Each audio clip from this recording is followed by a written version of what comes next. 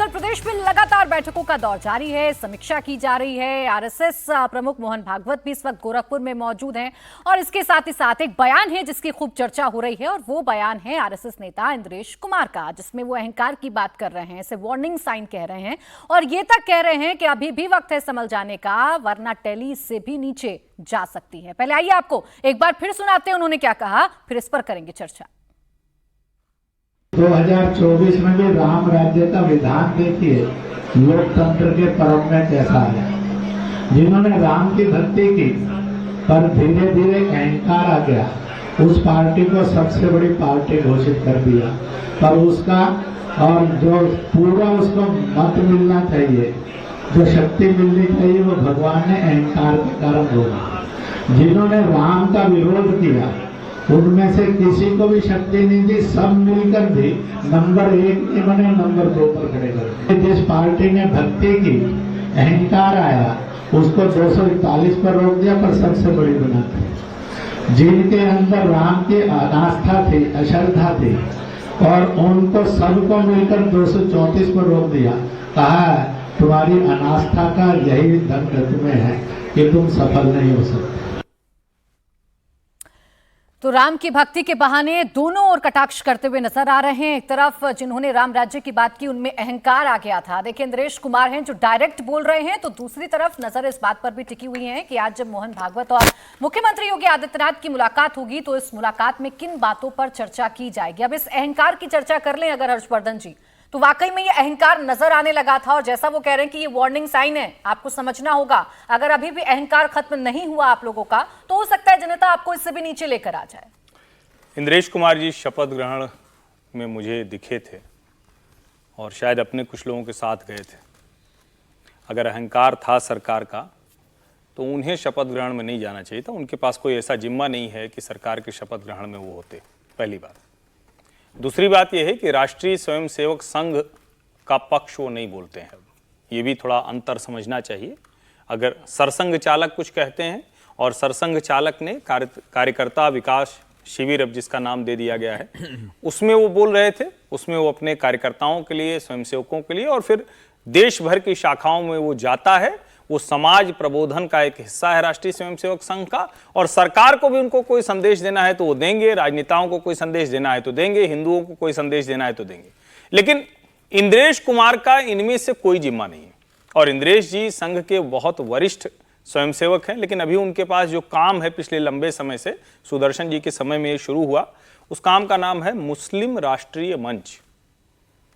बताना चाहिए क्यों मुसलमान नहीं वोट देता भाजपा को, कहां काम किए, कहां रह गए, किसके पास वो गए थे, कितने लोगों को उन्होंने जोड़ दिया, या सारे जो मुसलमान वो जोड़ पाते हैं वो सिर्फ किसी न किसी जगह एडजस्टमेंट, किसी कुर्सी, किसी कार्यक्रम, किसी पद, किसी विभाग, उतने भर के लिए, प्रतीक के लिए हैं। तो मुझे लगता है कि कई बार संदर्भ से हटकर वो ये दोनों चीजें एक साथ नहीं हो सकती। और मैं जहां तक मेरी जो जानकारी है, हो सकता है कि कोई और ऊपर की जानकारी हो, लेकिन मेरी जानकारी में राष्ट्रीय स्वयंसेवक संघ का पक्ष रखने के लिए इंद्रेश कुमार जी अधिकृत नहीं है। अभी वो सीधे किसी वर्किंग में भी नहीं है, बहुत वरिष्ठ स्वयंसेवक है, लेकिन उनका जिम्मा मुस्लिम राष्ट्रीय मंच का है, मुस्लिमों को जोड़ने का है। उन्हें उसकी बात करनी चाहिए थी जो उन्होंने नहीं बताया। अच्छा, दो बयान जिन पर हम चर्चा कर रहे हैं समीर जी, एक तो डायरेक्ट बयान है जो इंद्रेश कुमार का बयान है और एक मोहन भागवत जो गोरखपुर में इस वक्त हैं, कार्यकर्ताओं से संवाद कर रहे हैं, मणिपुर हिंसा का जिक्र उनकी तरफ से किया गया। नसीहत तो चारों ओर से दी जा रही है ना, ये पता लगाने की तो कोशिश की जा रही है कि ये जो समन्वय था ग्राउंड पर आरएसएस कार्यकर्ताओं का, संगठन का, उम्मीदवारों का, ये समन्वय टूट कैसे गया। देखिए, मुझे लगता है कि अगर सरसंघचालक जी ने जो बयान दिया था उसको गंभीरता से लेने की जरूरत है और उसके ऊपर अमल करने की जरूरत है, उस पर विचार किया जा सकता है, उस पर चर्चा किया जाना चाहिए। और मुझे लगता है भारतीय जनता पार्टी भी उनके दिए गए बयान को, जो वक्तव्य आया है, उसको गंभीरता से लेगी। जहाँ तक इंद्रेश कुमार का है तो मुझे लगता है कि उनके बयान को बहुत गंभीरता से लेने की जरूरत नहीं है। वह सिर्फ राष्ट्रीय स्वयं संघ के राष्ट्रीय कार्यकारिणी के सदस्य हैं, मुस्लिम राष्ट्रीय मंच के संयोजक हैं और संघ के अंदर वो किसी दायित्व में नहीं है। तो अगर वो कुछ कहते हैं तो यह नहीं माना जाना चाहिए कि इंद्रेश कुमार ने जो कहा है वह संघ का अधिकृत बयान है। ठीक है कि संघ का कोई अधिकृत प्रवक्ता पद नहीं है, इसके कारण कई संघ के लोग अपने अपने बयान देते रहते हैं, लेकिन इंद्रेश कुमार किसी से जिम्मेदारी पर नहीं है कि जिससे माना जाए कि उन्होंने जो बयान दिया है वो संघ की आधिकारिक लाइन है। इंद्रेश कुमार ने अपने आकलन से कहा होगा, लेकिन जहाँ तक संघ प्रमुख मोहन भागवत जी की बात है, वही वो गोरखपुर में प्रवास पर है। पूरे देश का संघ प्रमुख करते रहते हैं, इस समय वह गोरखपुर में। और निश्चित रूप से जिस तरीके से संघ प्रमुख का बयान आया है और जिस तरीके से भारतीय जनता पार्टी का प्रदर्शन पूरे देश के अंदर रहा है, और खास तौर से उत्तर प्रदेश में जहां सबसे ज्यादा भारतीय जनता पार्टी को उम्मीद थी कि राम मंदिर के बाद और प्रधानमंत्री योगी आदित्यनाथ के इतने बेहतर काम के बाद भारतीय जनता पार्टी वहां पर 80 में से कम 72 से 75 सीटें जीतेगी और बाकी सहयोगी दल भी जब साथ में थे, तो जिस तरीके से प्रदर्शन हुआ यह निश्चित रूप से भारतीय जनता पार्टी के लिए चिंता का विषय है। और संघ को भी यह लग रहा होगा कि भारतीय जनता पार्टी के अंदर ऐसी क्या कमी रह गई है, कितना करने के बाद भी पार्टी का जो टारगेट रहा होगा या पार्टी जहां पहुंच सकती थी वहां नहीं पहुंच सकी। संघ अपनी सलाह देगा, संघ का अपना अलग सिस्टम है। संघ के स्वयंसेवक जमीनी स्तर पर जो रहते हैं, जो जमीनी स्तर से जो काम करते हुए शाखा से जो फीडबैक आता है वो जिला स्तर तक आता है, प्रांत पे आएगा, क्षेत्र पे आएगा, क्षेत्र से फिर वो राष्ट्रीय प्रतिनिधि सभा के पास जाता है, वहां उस पर चर्चा होगी। संघ अपनी बैठक में उस पर चर्चा करेगा, संघ को जो फीडबैक मिलेगा संघ वो फीडबैक पार्टी के पास अपने माध्यम से भेजेगा। पार्टी को जो फीडबैक मिलेगा पार्टी वो संघ के पास भेजेगी। संघ और भाजपा के बीच कोऑर्डिनेशन कमेटी की बैठक होगी, बहुत लंबे समय से बैठक नहीं हुई है। मुझे लग रहा है इस हार के बाद एक बार बैठक होगी कि भविष्य में जब चुनाव आने वाले, महाराष्ट्र में भी चुनाव है, हरियाणा में भी चुनाव होने वाले, आगे भविष्य में इस तरह की हार का सामना न करना पड़े तो कैसे बेहतर तरीके से संघ और भाजपा समन्वय बना के काम करें और भारतीय जनता पार्टी की जीत सुनिश्चित हो। कैसे संघ और भाजपा के बीच में मतभेद आ गए, ये जो दूरियां बढ़ी है, ये जो कहा जा रहा है, कैसे इसके बीच सामंजस्य किया जाए, इस पर चर्चा होगी। संघ का अपना सिस्टम है, संघ फीडबैक लेगा, पार्टी को देगा। पार्टी का अपना सिस्टम है, पार्टी लेगी, संघ के आए हुए सलाह पर पार्टी अमल करेगी। और मुझे लग रहा है अभी संगठन में बड़े फेरबदल होने वाले हैं। नड्डा जी अब केंद्रीय कैबिनेट में आ गए हैं, तो निश्चित रूप से संघ की सलाह पर कई राष्ट्रीय पदाधिकारी निष्क्रियता की बात तो हो ही रही है कि उम्मीदवारों को ये कैसे नहीं पता चला कि आपके स्थानीय संगठन कितना काम कर रहा है, कितना काम नहीं कर रहा है, चुनाव प्रचार हो रहा है कि नहीं हो रहा, जनता में क्या नाराजगी है, समन्वय क्यों नहीं हुआ। इसे अहंकार का नाम इंद्रेश कुमार जी ने दे दिया है। आज एक और मुलाकात की चर्चा यहाँ पर संगीत जी कर लेनी चाहिए। आज मुख्यमंत्री योगी आदित्यनाथ बनारस जाएंगे, काशी में आज वो रुकेंगे भी और फिर उसके बाद वो जब गोरखपुर जाएंगे तो मोहन भागवत जी से उनकी मुलाकात भी होगी। इस मुलाकात में क्या होगा, इस पर भी सभी की निगाहें टिकी हुई हैं। देखिए, मेरा अपना मानना है कि मैं पहले जो समीर जी ने कहा और हर्षवर्धन जी ने कहा, मैं उसको फिर से दोहरा देना चाहता हूं आपके दर्शकों के लिए कि राष्ट्रीय स्वयंसेवक संघ के अधिकृत प्रवक्ता वो नहीं है और न ही राष्ट्रीय स्वयंसेवक के मन को या उसके विचार को रखने के लिए उनको अधिकृत किया गया है। कोई बहुत बड़ी जिम्मेदारी भी नहीं है, इसलिए जो भी समीर जी ने और हर्षवर्धन जी ने उनके लिए कहा है, ये सही कहा है कि उनकी बातों को बहुत गंभीरता से नहीं लेनी चाहिए। दूसरी बात, एक जो बहुत महत्वपूर्ण बात है, कहा जाता है कि लीडरशिप का मतलब ये होता है कि जब आप डांटते हैं तो आप पब्लिक में नहीं डांटते हैं, प्राइवेट में डांटते हैं, और प्रशंसा हमेशा जो है वो पब्लिक में होती है। इंद्रेश जी आकर के उनको इतनी ही आपत्ति थी, सब चीज़ आपत्ति था, तो कभी कभी वो तो हमेशा जाते रहते हैं, मंत्रियों के यहाँ जाते रहते हैं, चाय पे जाते हैं, खाने पे जाते हैं, सब जगह जाते रहते हैं, वो फीडबैक भी दे सकते थे। अब ऐसी स्थिति आई है कि मुझे लगता है कि अब हो गया। इसके बाद मोहन जी जब योगी आदित्यनाथ जी से मिलते हैं तो निश्चित तौर पर दोनों एक दूसरे का बहुत सम्मान करते हैं।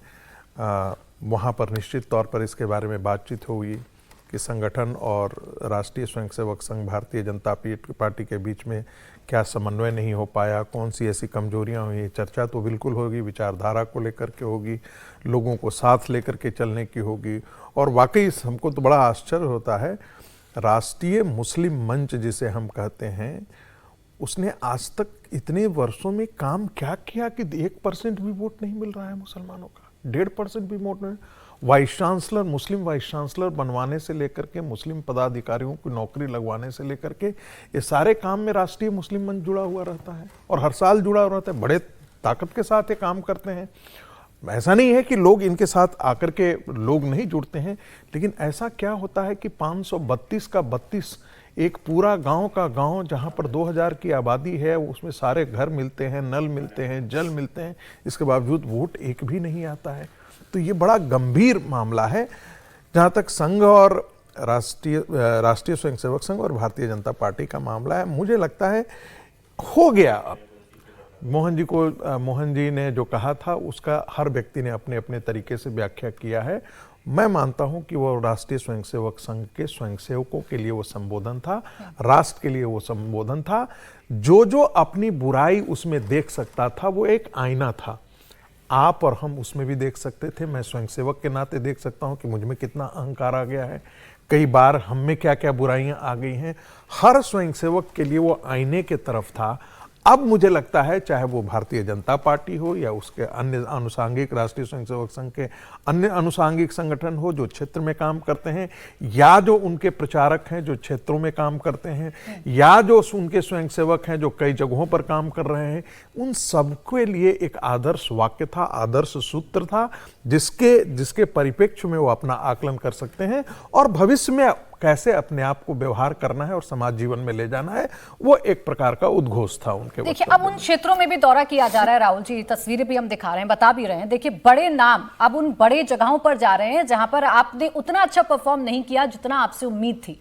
बनारस भी उनमें से एक है। जो मार्जिन था जीत का वो ज्यादा नहीं था, विपक्ष ने इसे भी मुद्दा बनाया। 18 तारीख को प्रधानमंत्री नरेंद्र मोदी पहुंच रहे हैं, आज योगी आदित्यनाथ पहुंच रहे हैं, 2 दिन का उनका प्रवास है। गोरखपुर में सरसंघचालक मोहन भागवत मौजूद ही हैं। सब मिलकर यही कोशिश कर रहे हैं कि यूपी में जो खोई हुई जमीन है उसे वापस ले लिया जाए। देखिए, पहले तो ये होगा कि आखिर ये जमीन खोई क्यों है। तो सरसंघचालक जी से अगर जो योगी जी मिल रहे हैं तो इस मामले पे बात होगी, उनका फीडबैक क्या है, हो सकता है आपस में बात हो इस मामले को लेकर।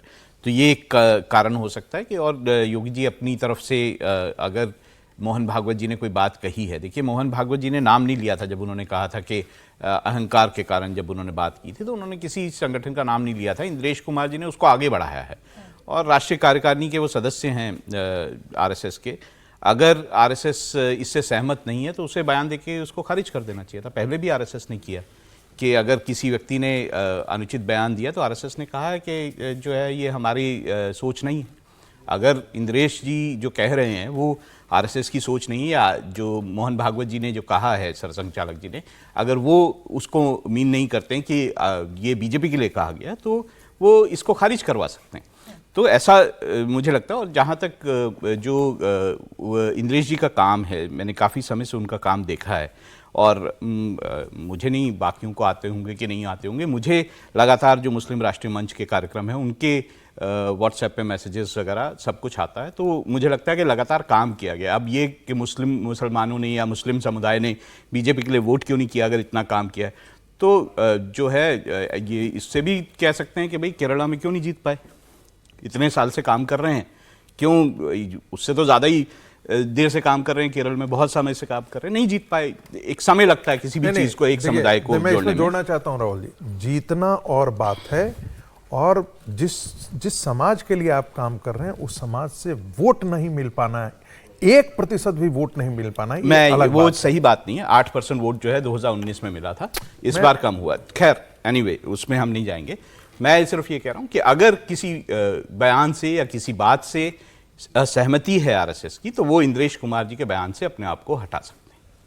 अब ये बात जो राहुल जी कह रहे हैं हर्षवर्धन जी, लेकिन पता नहीं, मैं राहुल जी तो सब जानते हैं, संघ थोड़ी ना ऐसे बयानों से अपनी सहमति असहमति करता है। बिल्कुल करता है, अलग अलग समय पर। 5 जन में एक आर्टिकल छपा था, उसको लेकर भी ये काम है भी नहीं और होना भी नहीं चाहिए। राष्ट्रीय स्वयंसेवक संघ का जो काम है वो काम करता रहेगा। अगर वैसे वो बयानबाजी के चक्कर में पड़ेगा तब तो काम कर चुका, न उसको राजनीति करने के लिए थोड़ी नहीं करना। ये भाजपा पर हो तो भले वो करते रहे। 5 जन में एक बाकायदा एक आर्टिकल छपा था कुछ साल पहले और आरएसएस ने बाकायदा ये कहा था कि इससे हम सहमत नहीं, ये हमारे विचार नहीं। नहीं, अच्छा, इसे हम ऐसे समझे, इनडायरेक्ट वे में मोहन भागवत की तरफ से जो कहा गया और इंद्रेश कुमार ने जो डायरेक्ट वे में कहा, बात तो कम से कम एक जैसी हो रही है ना, एक लाइन पर हो रही है। बस अंतर इतना है हर्षवर्धन जी की वो डायरेक्ट कह रहे हैं और वो नसीहत दे रहे थे अपने कार्यकर्ताओं को, स्वयंसेवकों को।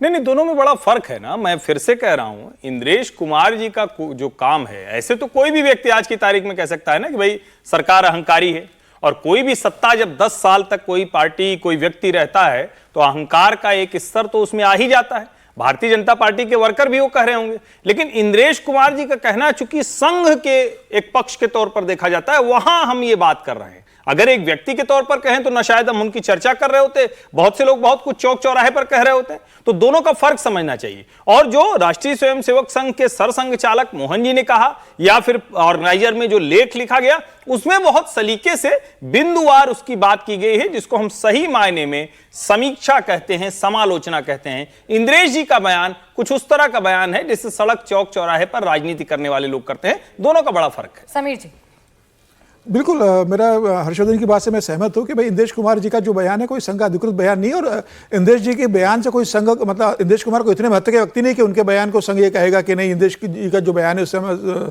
नहीं करते। इंद्रेश जी के पास कोई बड़ा दायित्व नहीं है। अगर संघ को कोई बात कहनी होगी तो सुंदर अंबाकर जी भी कह सकते हैं, जो प्रचार प्रमुख है इस समय। संघ के नंबर 2 भी दत्तात्रेय उज्ज्वल जी भी कह सकते हैं, संघ के सहसर कारवा भी कह सकते हैं। इंद्रेश कुमार जी ने कह दिया। इंद्रेश कुमार जी तो बोलते रहते हैं, इसके पहले भी उनके जो बयान आए थे प्रधानमंत्री मोदी की सरकार को लेकर, पिछली बार भी उन्होंने बयान दे दिया था जब चुनाव में 2019 में जा रहे थे कि भारतीय जनता पार्टी की स्थिति अब 2014 जैसी नहीं है, पार्टी बदल गई है। तो इंद्रेश कुमार को संघ प्रमुख के बयान से जोड़ना मुझे लगता है ठीक नहीं है। संघ प्रमुख जी ने जो बयान दिया है उसके बाद इंद्रेश कुमार ने अपने व्यक्तिगत आधार पर यह बयान दिया गया है। लेकिन ये सही है, मुझे लग रहा है इस पर चर्चा होगी। आज योगी आदित्यनाथ कल संघ प्रमुख से मिलेंगे तो वो अपना जो उनका फीडबैक होगा उत्तर प्रदेश को लेकर होगा, वो फीडबैक संघ के सामने रखेंगे। मोहन भागवत जी के सामने उत्तर प्रदेश के जो क्षेत्र प्रचारक है वो अपनी बात रखेंगे, वहां के जो संगठन महामंत्री है वो अपनी बात रखेंगे, प्रदेश अध्यक्ष मिलने जा रहे हैं वो अपनी बात रखेंगे। तो सारे संगठन के लोग भी मिलने जाने वाले हैं कल, तमाम 8 संगठन के लोग भी संघ प्रमुख से मिलेंगे, वो भी अपनी बात रखेंगे। तो सबका जो ओपिनियन आएगा बेसिकली कि हार का क्या कारण रहा है, वो समीक्षा होगी, उसके बाद विस्तृत चर्चा होगी, पार्टी के अंदर चर्चा होगी, संघ में चर्चा होगी। और मुझे लग रहा है कि पार्टी भी इसको बहुत गंभीरता से ले रही है। जनता की बात ना सुने जाना, जिस लेख का जिक्र हुआ, और अहंकार बोलना, ये अलग अलग कैसे है? देखिए, मैं एक चीज देखिए, परम पूजनीय सरसंघ चालक जी ने जो कुछ भी कहा वो एक ढंग से घोष वाक्य है, उसके बाद कुछ बात करने के लिए बच नहीं जाता है। स्वयंसेवकों ने भी जिसको आत्मसात करना था वो ले लिया है, जिनको जिनको सोचना था उन्होंने उसको स्वीकार भी कर लिया है। अब बाकी लोग भी आकर के कहना शुरू कर दें और बोलना बयानबाजी हो, मुझे लगता है ये अब स्वयंसेवकों को भी अच्छा नहीं लग रहा होगा। जिसको हम कहते हैं ना, अंग्रेजी में एक कहावत है, washing dirty linen in the public. तो वो मुझे कह रहे हैं, हाँ, ये सच है भाई। ऐसे तो हर स्वयंसेवक जो शाखा जा रहा है वो जो भी कहेगा वो संघ ही बोल रहा है। हाँ, नहीं, लेकिन अगर इस तरह से बात होने लगेगी तब तो आप जिसको कहते हैं कि आप समीक्षा के बजाय, समालोचना के बजाय आप उस भ्रम को और बड़ा कर रहे हैं। और इस भ्रम को बड़ा करने से किसका लाभ होने वाला है? क्या सचमुच इससे कोई सुधार होगा, या ये कोई नए तरह की चीज है कि हर आदमी कहेगा अच्छा हम भी उस वक्त बोले थे? दोनों का फर्क होता है ना। वरना आप जिम्मेदार पद पर हैं, बड़े व्यक्ति हैं, तो आप जहां बोलना है वहां जाकर बोलेंगे। प्राची जी, संघ के अंदर सबके दायित्व बटे हुए, सबका काम बटा हुआ है, जिसके पास जो काम है वो करता है। क्या इंद्रेश कुमार के पास जिम्मेदारी है कि वो इस तरह के बयान दे? अब ठीक है, अहंकार, जनता की राय ना सुनना, और जो मोहन भागवत इस वक्त गोरखपुर में मौजूद है, मुख्यमंत्री योगी आदित्यनाथ से मुलाकात होगी, क्या समीक्षा होगी, इस पर सभी की निगाहें हैं।